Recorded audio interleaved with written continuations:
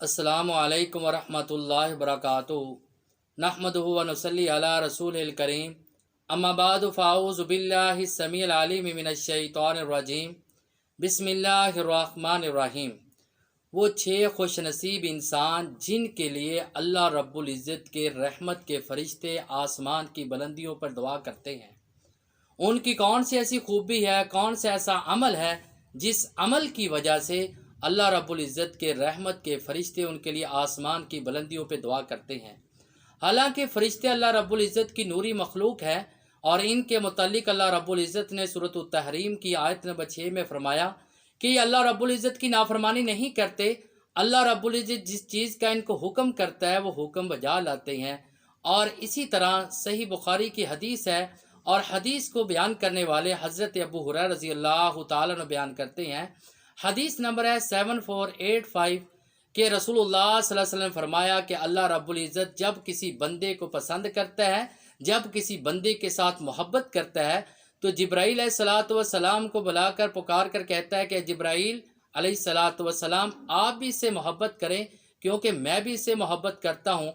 हज़रत जिब्राईल अलैहिस्सलातु वस्सलाम उससे मोहब्बत करते हैं और आसमान वालों को पुकार कर कहते हैं कि तमाम फरिश्ते इस आदमी के साथ मोहब्बत करें क्योंकि इसके साथ अल्लाह की ज़ात भी मोहब्बत करती है और उसके साथ उसको दुनिया में वो मकबूल हो जाता है। अल्लाह रब्बुल इज़्ज़त ऐसे इंसान को दुनिया में इज़्ज़त अता करता है। वो छः किस्म के खुश नसीब कौन से हैं? सबसे पहले तौबा करने वाला, अपने गुनाहों की माफ़ी मांगने वाला, इस्तगफार करने वाला। जैसे अल्लाह रब्बुल इज़्ज़त ने सूरह गाफिर में बयान फरमाया, आयत नंबर 7 है कि रब्बे ज़ुल जलाल ने फरमाया कि वो फरिश्ते जिन्होंने अर्श को उठाया हुआ है वो अल्लाह की हमद बयान करते हैं, तस्बीह बयान करते हैं, ईमान रखते हैं और ईमान वालों के लिए, तौबा करने वालों के लिए वो दुआ करते हैं कि अल्लाह इन पर रहम फरमा, अल्लाह इनकी तौबा को कबूल फरमा। अब इंसान गुनाह अपने के माफ़ी मांग रहा है, अपने रब से माफ़ी मांग रहा है और गुनाहों की माफ़ी मांग रहा है, लेकिन गुनाहों की माफ़ी मांगने की वजह से रब्बे ज़ुल जलाल के रहमत के फ़रिश्ते उसके लिए दुआ करते हैं। लिहाजा हमें जब भी कोई गलती हो जाती है, गुनाह हो जाता है, उसको तस्लीम करना और अपने लिए बायस शर्मिंदगी इख्तियार करना बहुत बड़ी बात है। अगर हम उससे तौबा करेंगे तो रब्बे ज़ुल जलाल के रहमत के फ़रिश्ते भी हमारे लिए दुआ करेंगे। और दूसरे वो खुश नसीब जो लोगों को खैर की तालीम देते हैं, लोगों को भलाई की तालीम देते हैं। जैसे जामे तिरमिज़ी की हदीस है, हदीस नंबर है 2685 और हदीस को बयान करने वाले हज़रत अबू अमामा रज़ी अल्लाह ताला अन्हु बयान करते हैं कि जो इंसान लोगों को खैर की तालीम देता है, भलाई की तालीम देता है, दीन की तालीम देता है, तो रब्बे ज़ुल जलाल उस पर अपनी रहमत बरसाते हैं।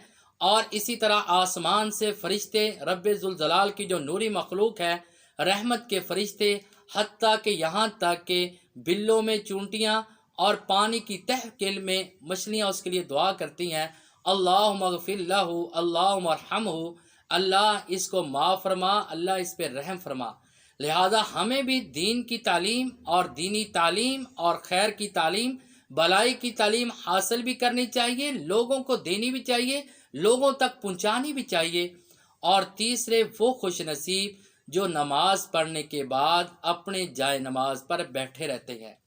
और हदीस है, हदीस को बयान करने वाले और सही बुखारी की हदीस है, हदीस नंबर है 2119 कि रसूलुल्लाह सल्लल्लाहु अलैहि वसल्लम फरमाया, जब इंसान नमाज पढ़ने के बाद अपनी जगह पर अपने जाए नमाज पे बैठा रहता है, अल्लाह का जिक्र ज़िकार करता रहता है, तो अल्लाह ताला के रहमत के फरिश्ते उसके लिए दुआ करते हैं कि अल्लाह इस पे रहम फरमा, अल्लाह इसको माफ़ फरमा, अल्लाह इसकी तौबा कबूल फरमा।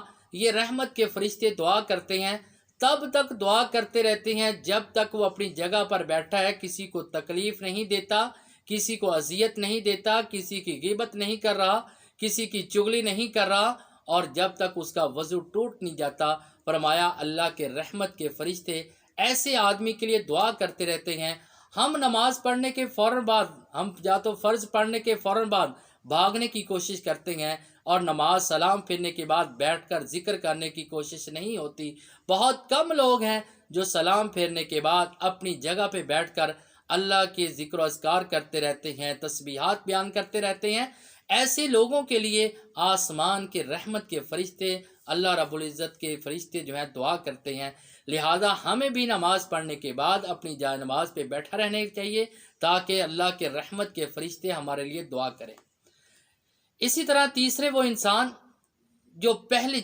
انسان جو پہلی صفوں میں نماز پڑھتے ہیں۔ سنن ابی داود کی حدیث ہے اور حدیث نمبر ہے 664۔ حدیث کو بیان کرنے والے حضرت براء بن عازب رضی اللہ تعالیٰ عنہ بیان کرتے ہیں کہ رسول اللہ صلی اللہ علیہ وسلم نے فرمایا کہ اللہ تعالیٰ بھی ان پر رحمت بھیجتا ہے اور اللہ کے فرشتے بھی اس کے لیے دعا کرتے ہیں ان لوگوں کے لیے جو پہلی صفوں میں نماز پڑھتے ہیں۔ لہذا اذان ہونے کے بعد ہمیں پہلی صفوں میں جا کر بیٹھ کر نماز کا انتظار کرنا چاہیے، کیونکہ نبی علیہ الصلاۃ والسلام کی حدیث ہے لا يرد الدعاء، کہ ایسے آدمی کے اللہ دعا رد نہیں کرتا جو اذان اور اقامت کے درمیان دعا کرتا ہے۔ اور اسی طرح جو پہلی صفوں میں نماز پڑھتے ہیں اللہ رب العزت کے رحمت کے فرشتے ایسے لوگوں کے لیے دعا کرتے ہیں۔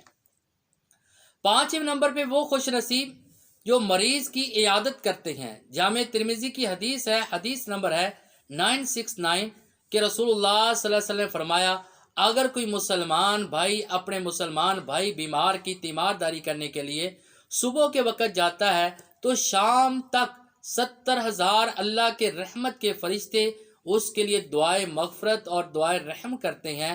اور اگر شام کے وقت اپنے بیمار مسلمان بھائی کی تیمارداری کے لیے جاتا ہے تو شام تک اللہ رب العزت کے 70,000 فرشتے اس کے لیے دعائے مغفرت اور دعائے رحم کرتے ہیں۔ اللہم اغفر لہ اللہم ارحمہ۔ آج ہم مسلمان بھائیوں کی خبر گیری سے لاپرواہ ہو چکے ہیں، بہت دور ہو چکے ہیں، ان کی تیمارداری نہیں کر رہے، بیماری کی حالت میں ان سے پوچھ گچھ نہیں کر رہے، حالانکہ اس کے لیے بڑی فضیلت پیغمبر علیہ الصلوۃ والسلام نے فرمایا کہ صبح کے وقت صرف تیمارداری کرنا، پوچھنا، خیریت دریافت کرنا، 70,000 فرشتے شام تک اس کے لیے دعا کرتے ہیں۔ اور شام کو کرتا ہے تو صبح تک ساری رات وہ سو جاتا ہے، لیکن ساری رات اللہ کے رحمت کے فرشتے 70,000 فرشتے اس کے لیے دعا کرتے ہیں۔ 6 نمبر پہ نبی علیہ الصلوۃ والسلام نے فرمایا جو نبی کریم صلی اللہ علیہ وسلم پہ درود بھیجتے ہیں۔ ابن ماجہ کی حدیث ہے اور حدیث نمبر ہے 907۔ حدیث کو بیان کرنے والے عامر بن ربیع رضی اللہ تعالیٰ عنہ بیان کرتے ہیں کہ رسول اللہ صلی اللہ علیہ وسلم نے فرمایا کہ اللہ کے رحمت کے فرشتے اس آدمی کے لیے رحمت بھیجتے رہتے ہیں، دعا کرتے رہتے ہیں جو جب تک مجھ پر درود بھیجتا رہتا ہے۔ وہ درود چاہے زیادہ بھیجے یا کم بھیجے، جب بھی مجھ پر درود بھیجتا ہے تو اللہ کے رحمت کے فرشتے اس کے لیے دعا کرتے ہیں اور اس کے لیے دعاؤں میں مصروف رہتے ہیں۔ لہذا ہمیں پیغمبر علیہ الصلوۃ والسلام پہ درود بھیجنا چاہیے۔ درود کی پیغمبر علیہ الصلوۃ والسلام نے بہت زیادہ فضیلت بیان فرمائی ہے کہ اگر کوئی مجھ پر ایک مرتبہ درود بھیجتا ہے تو اللہ تعالیٰ اس کے نامہ اعمال میں 10 نیکیاں لکھ دیتا ہے، 10 گناہ معاف کر دیتا ہے اور 10 درجات بلند کر دیتا ہے۔ انسان کے دائیں کندھے پہ بیٹھنے والے انسان کے فرشتے جو ہیں وہ اس کی نیکیاں لکھ رہے ہیں، بائیں کندھے پہ بیٹھنے والے اس کے گناہ لکھ رہے ہیں، اور کوئی عمل ایسا نہیں جس کی وجہ سے دونوں فرشتے حرکت کریں۔ لیکن درود ایک ایسا عمل ہے جب کرتا ہے تو دونوں فرشتے حرکت میں آتے ہیں۔